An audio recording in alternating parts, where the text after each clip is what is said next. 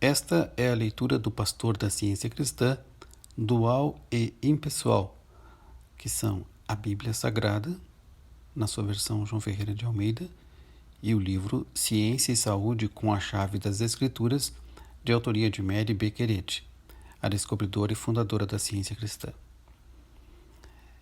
Essa leitura foi realizada no dia 28 de outubro, na reunião de testemunhos online do Grupo Informal da Ciência Cristã de Salvador, Bahia, Brasil.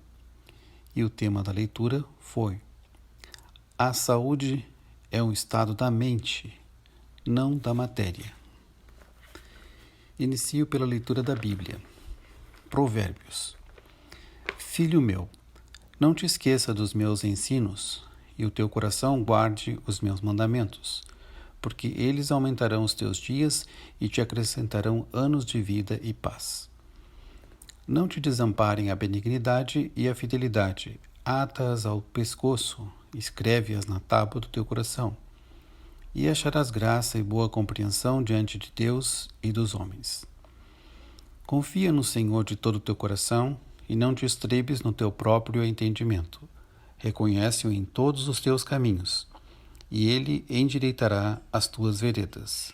Não sejas sábios aos teus próprios olhos. Teme ao Senhor e aparta-te do mal.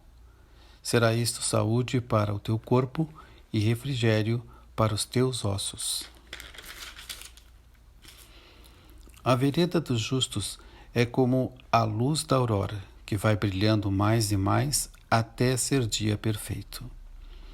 Filho meu, atenta para as minhas palavras, aos meus ensinamentos inclina os ouvidos. Não os deixes apartar-se dos teus olhos, guarda-os no mais íntimo do teu coração, porque são vida para quem os acha e saúde para o seu corpo. Sobre tudo o que se deve guardar, guarda o coração, porque dele procedem as fontes da vida. Desvia de ti a falsidade da boca e afasta de ti a perversidade dos lábios. Os teus olhos olhem direito e as tuas pálpebras diretamente diante de ti. Pondera a vereda de teus pés e todos os teus caminhos sejam retos.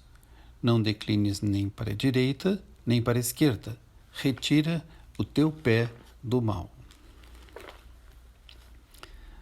O mau mensageiro se precipita no mal, mas o embaixador fiel é medicina.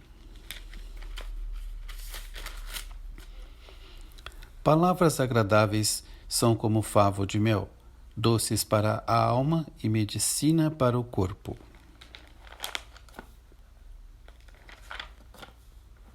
Lucas. Tendo Jesus convocado os 12, deu-lhes poder e autoridade sobre todos os demônios, e para efetuarem curas. Também os enviou a pregar o reino de Deus e a curar os enfermos.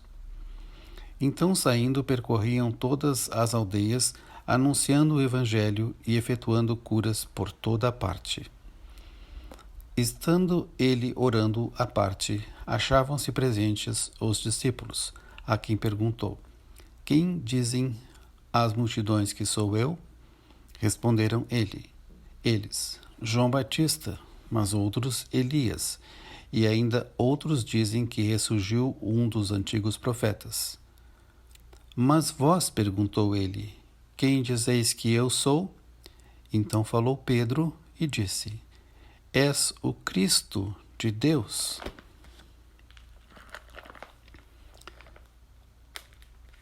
Mateus.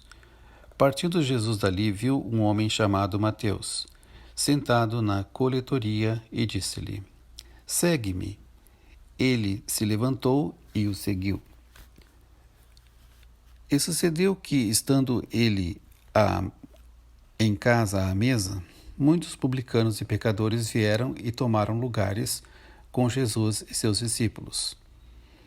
Ora, vendo isto, os fariseus perguntavam aos discípulos: por que come o vosso mestre com os publicanos e pecadores? Mas Jesus, ouvindo, disse: os sãos não precisam de médico, e sim os doentes. Ide, porém, e aprendei o que significa misericórdia quero, e não holocaustos, pois não vim chamar justos e sim pecadores ao arrependimento. Romanos. Rogo-vos, pois, irmãos, pelas misericórdias de Deus, que apresenteis o vosso corpo por sacrifício vivo, santo e agradável a Deus, que é o vosso culto racional. E não vos conformeis com este século, mas transformai-vos pela renovação da vossa mente, para que experimenteis qual seja a boa, agradável e perfeita vontade de Deus. Saudai-vos uns aos outros com ósculo santo. Todas as igrejas de Cristo vos saúdam. E o Deus da paz seja com todos vós. Amém. Passo a ler agora os trechos correlativos no livro Texto da Ciência Cristã, Ciência e Saúde, com a Chave das Escrituras, de autoria de Mary Bequerete. A teologia e a física ensinam que o espírito e a matéria são ambos reais e bons, quando de fato é o espírito que é bom e real e a matéria é o oposto do espírito. Jesus era desprendido do ego. Sua espiritualidade o separava do sensualismo e fazia com que o materialista apegado ao ego o odiasse. Mas era essa espiritualidade que habilitava Jesus a curar os doentes, a expulsar o mal e a ressuscitar os mortos. Seu exemplo consumado foi para a salvação de todos nós, mas somente se fizermos as obras que ele fez e ensinou os outros a fazer. O propósito de Jesus ao curar não foi só restaurar a saúde, mas demonstrar seu princípio divino. Ele foi inspirado por Deus, pela verdade e pelo amor em tudo o que disse e fez. Não é a intercomunhão pessoal, e sim a lei divina que é a comunicadora da verdade, da saúde e da harmonia à terra e à humanidade. É tão impossível misturar o espírito com a matéria, como é impossível misturar o fogo com a geada. Em ambos os casos, um não sustenta o outro. O ato de descrever a doença, seus sintomas, sua localização e a probabilidade de ser fatal não é científico. Advertir as pessoas sobre a possibilidade de morrer é um erro que contribui para matar de pavor aqueles que não sabem que a vida é Deus. Poderiam ser citados milhares de casos em que a saúde foi restabelecida graças à mudança da forma de pensar do paciente quanto à morte. O método mental científico é melhor para a saúde do que o uso de drogas, e tal método mental produz saúde permanente. Jesus expulsava os espíritos maus, ou seja, as crenças errôneas. O apóstolo Paulo recomendou que os homens tivessem a mesma mente que havia também em Cristo. Jesus fazia seu próprio trabalho por meio do único Espírito. Ele disse: "Meu Pai trabalha até agora e eu trabalho também." Ele nunca descrevia a doença, conforme se verifica pelos evangelhos, mas curava a doença. O sanador não científico diz: "Estás doente. Teu cérebro está sobrecarregado e precisas descansar. Teu corpo está fraco e precisa ser fortalecido. Estás com os nervos abalados e precisas de tratamento." A ciência põe objeção a tudo isso, defendendo os direitos da inteligência e insistindo em que a mente governa o corpo e o cérebro. A ciência da mente ensina que os mortais não precisam se cansar ao fazer o bem. Pela ciência da mente, fazer o bem dissipa a fadiga. Dar não nos empobrece no serviço de nosso Criador, e reter tampouco nos enriquece. Temos força na medida de nossa compreensão da verdade, e nossa força não diminui quando afirmamos a verdade. Uma xícara de café ou de chá não é tão eficaz como a verdade, seja para inspirar um sermão, seja para sustentar a resistência corpórea. As correntezas calmas e fortes da verdadeira espiritualidade, cujas manifestações são a saúde, a pureza e a imolação do ego, tende a aprofundar a experiência humana até que se veja que as crenças da existência material não passam de insolente imposição, e até que o pecado, a doença e a morte cedam lugar para sempre à demonstração científica do Espírito Divino e ao homem de Deus, homem este espiritual e perfeito. A saúde não é um estado da matéria, mas da mente. E os sentidos materiais não podem dar testemunho confiável no tocante à saúde. A ciência da cura pela mente mostra que é impossível a qualquer outra coisa, a não ser à mente, dar testemunho verídico ou apresentar o status real do homem.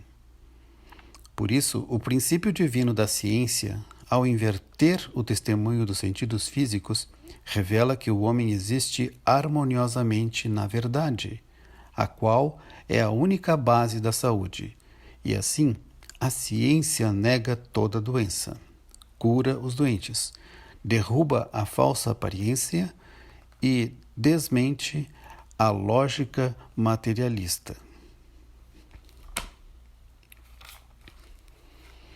Muitos imaginam que os fenômenos da cura física na ciência cristã apresentam apenas uma fase da ação da mente humana, ação da qual, de algum modo não explicado, resulta a cura da doença. Pelo contrário, a ciência cristã explica de modo racional que todos os outros métodos de tratamento são frutos da fé humana na matéria, fé na ação, não do espírito, mas da mente carnal, que tem de ceder lugar à ciência. A cura física pela ciência cristã resulta hoje, como no tempo de Jesus, da operação do princípio divino, ante o qual o pecado e a doença deixam de ter realidade na consciência humana e desaparecem tão natural e tão necessariamente como a escuridão dá lugar à luz e o pecado cede à reforma. Hoje, como outrora, essas obras poderosas não são sobrenaturais, mas supremamente naturais. São o sinal de Emmanuel, ou seja, Deus conosco, uma influência divina sempre presente na consciência humana e que se repete vindo agora como fora prometida antigamente, para proclamar libertação aos cativos dos sentidos e restauração da vista aos cegos, para pôr em liberdade os oprimidos. Se os pacientes não sentem o poder de cura da ciência cristã e acham que podem ser beneficiados por algum procedimento material comum da medicina, então aquele que trata pela mente deveria sair do caso e deixar a critério dos enfermos recorrer a qualquer outros sistemas que, segundo eles, vão lhes proporcionar alívio. Assim, esses enfermos podem aprender o valor do preceito apostólico. Corrige, repreende, exorta com toda a longanimidade e doutrina. Se os doentes constatam que esses recursos materiais não são satisfatórios e que não produzem melhoras, esses mesmos malogros talvez lhes abram os olhos. De algum modo, mais cedo ou mais tarde, todos terão de se elevar acima da materialidade e o sofrimento é com frequência o agente divino nessa elevação. Todas as coisas cooperam para o bem daqueles que amam a Deus, é o ditado das Escrituras. Se alguma vez os cientistas cristãos não conseguirem receber a ajuda de outros cientistas, seus irmãos a quem podem recorrer, ainda assim, Deus os guiará ao uso adequado de meios temporários e de meios eternos. Passo a passo, os que confiam nele hão de constatar que Deus é o nosso refúgio e fortaleza, socorro bem presente nas tribulações. O que é que existiu primeiro, a mente ou o medicamento?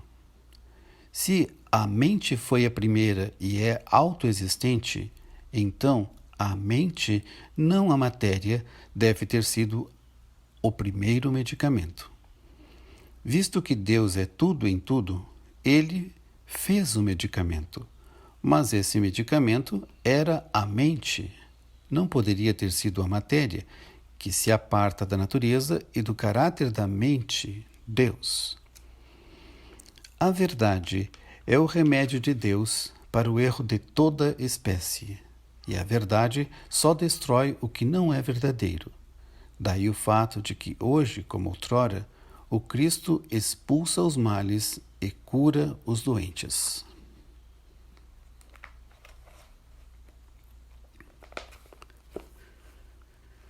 Deveriam todos os casos de doença orgânica ser tratados por um médico comum, e deveria o cientista cristão tentar aplicar a verdade só nos casos de histeria, hipocondria e alucinações?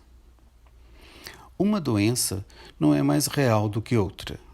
Toda doença é o resultado da educação e a doença não pode levar seus efeitos nocivos para além do caminho traçado pela mente mortal. É a mente humana, não a matéria, que diz que sente, sofre e se deleita. É por isso que os tipos definidos de doenças agudas cedem à verdade tão facilmente como os tipos menos definidos e as formas crônicas de doença. A verdade vence o mais maligno dos contágios com perfeita segurança.